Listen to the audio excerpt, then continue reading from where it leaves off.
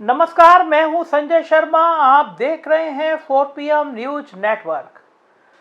उत्तर प्रदेश की राजनीति के दो सूरमा आज मैदान में हैं। एक दूसरे को निपटाने के लिए एक दूसरे के गढ़ में गए हुए हैं। योगी जी आजमगढ़ गए हुए हैं, जो अखिलेश यादव का गढ़ है, और अखिलेश यादव गोरखपुर से दहाड़ रहे हैं योगी जी के खिलाफ।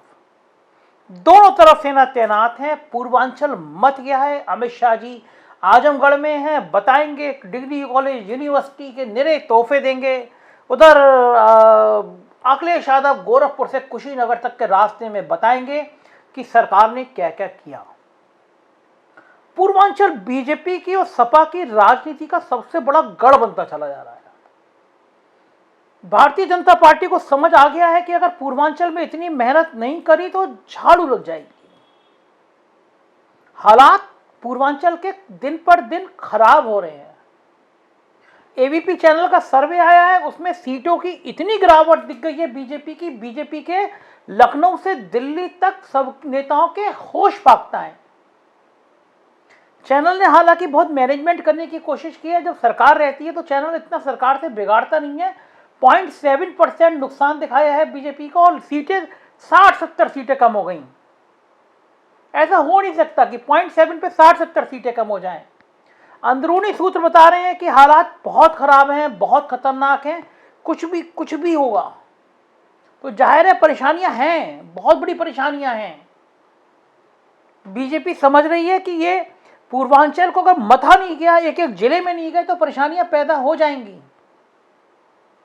प्रधानमंत्री की इतनी जनसभाएं करा दी गई हैं पूर्वांचल में। अमित शाह लगातार निगाह रखा है, बनारस में कैंप किए, बनारस में जनसभा। होगा क्या पूर्वांचल में? पूर्वांचल में पिछड़ी और दलित जातियां कुछ जादू करने वाली हैं। भारतीय जनता पार्टी की सबसे बड़ी समस्या यह है कि जो पिछड़ी जातियां दिन रात एक करके भारतीय जनता पार्टी के साथ खड़ी हुई, उनके अंदर बड़ा खराब मैसेज चला गया। ये मैसेज चला गया कि 4.5 साल की योगी सरकार में पिछड़ों को सम्मान नहीं दिया गया। 69,000 शिक्षक भर्ती में आरक्षण का घोटाला, इतना बड़ा जिन्न सामने आ गया बीजेपी को कि पसीने आ गए। हालात इतने खराब हो गए कि केशव मौर्य जी लखनऊ में पिछड़ी जाति का सम्मेलन कर रहे थे।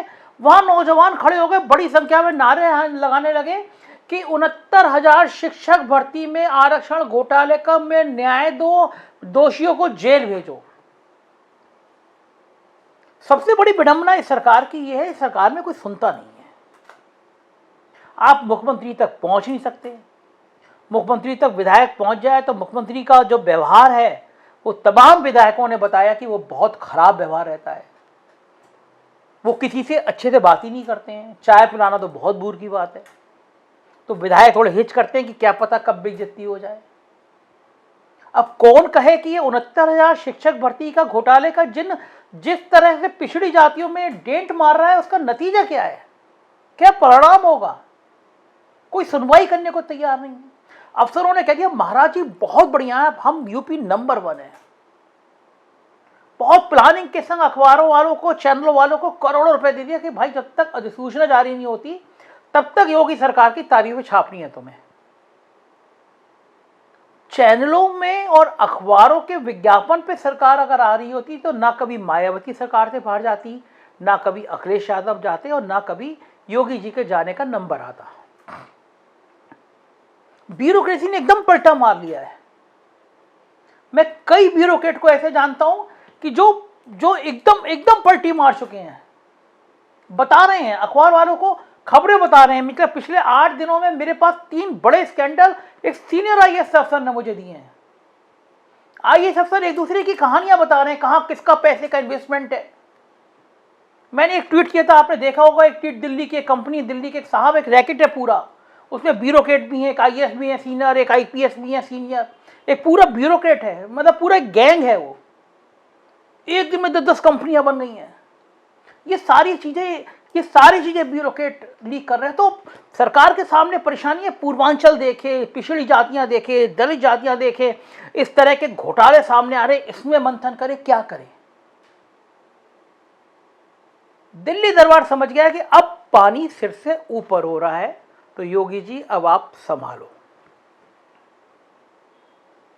योगी जी की समस्या यह है कि महेंद्र सिंह और सुरेश राणा के अलावा तीसरा कोई कैबिनेट मिनिस्टर नहीं है जो गले गले तक योगी जी के लिए बिल्कुल समर्पण भाव रखता हो।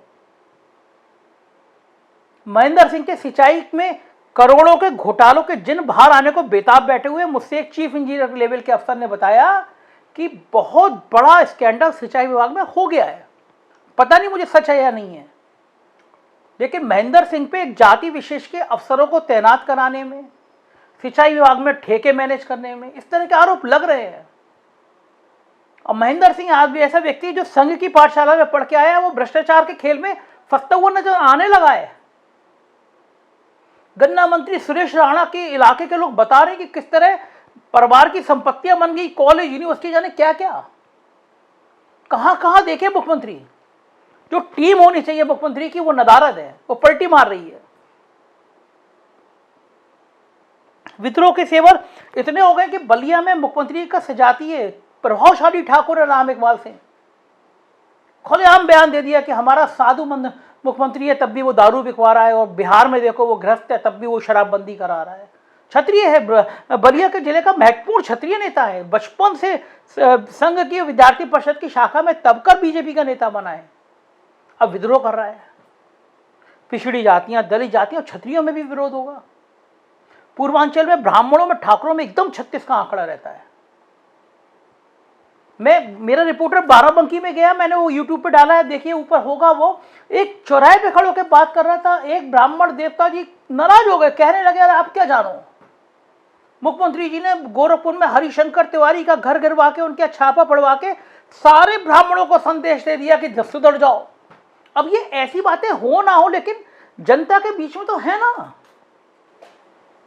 वो विजय मिश्रा जो किसी जमाने में विधायक योगी जी को शॉल उड़ा रहे थे, अब वो योगी जी ने उनका घर ढा दिए, मुकदमे लगा दिया, अपराधी साबित कर दिया। ये बातें हैं ना जनता में। और बीजेपी के बड़े नेताओं की परेशानी यह है कि एक तरफ पिछड़े दलित, तो दूसरी तरफ हिंदू मुसलमान कार्ड चल नहीं रहा। सबसे बड़ी परेशानी है। सब कर लिया, भारत पाकिस्तान कर लिया। तालिबान में जब हमले हुए थे तब ऐसे सिखाया गया था तालिबान हमारे लखनऊ में आ रहा हो, उत्तर प्रदेश में आ रहा हो। धर्मांतरण करके देख लिया। एक पुलिस अफसर तो जानबूझ के धर्मांतरण की और आतंकवादियों के पकड़े जाने की कहानियां सुनाते हैं कि उनकी कहानी सुनकर समझ में आ गया ये फर्जी का काम कर रहे हैं। तो अब जो मुद्दा आपको जातियों के गठबंधन को तोड़ सकता वो भी नहीं चल रहा। पिछड़ी जाति के बड़े नेता राम अचलभर, राजभर, लालजी वर्मा, ओपी राजभर, ये तमाम नेता टूट टूट के अखिलेश यादव की तरफ चले गए। तो बीजेपी के लिए बहुत चुनौती है। आज शाम तक देखेंगे हम दोनों नेताओं का क्या क्या रिएक्शन है। हमारी टीम गई हुई है, आजमगढ़ भी गई है, गोरखपुर भी गई है। हम बताएंगे आपको किस नेता के गढ़ में, किस नेता के रण में क्या तीर छोड़े गए, क्या उसके मतलब है, क्या उसके अर्थ हैं, और क्या होने वाला है उत्तर प्रदेश की राजनीति में। आप देखते रहिएगा 4 PM। और एक रिक्वेस्ट और है, आपको लगता है हम बेखौफ होके, निडर होके, बिना किसी से डरे, बिना किसी से दबे अपनी बात कह पाते हैं, तो इसलिए कह पाते हैं क्योंकि हमने सरकार से कह रखा है हमें ऐसा कोई विज्ञापन नहीं चाहिए जो हमारी जबान पे ताला लगा सके। एक नंबर है, हम आपसे रिक्वेस्ट कर रहे हैं, अगर आप हमें छोटी सी भी आर्थिक सहायता देंगे तो हमको लगेगा कि आप हमारे साथ खड़े हैं, हमें मजबूती से बात हम अपनी कह सकते हैं। इस नंबर पर मैसेज कीजिए, मेरी टीम आपसे संपर्क करेगी। आपको लगता है हम सही हैं तो सब्सक्राइब करिए, सहयोग करिए, देखते रहिए 4 PM न्यूज़ नेटवर्क, क्योंकि यही है आपका अपना चैनल। Thank you.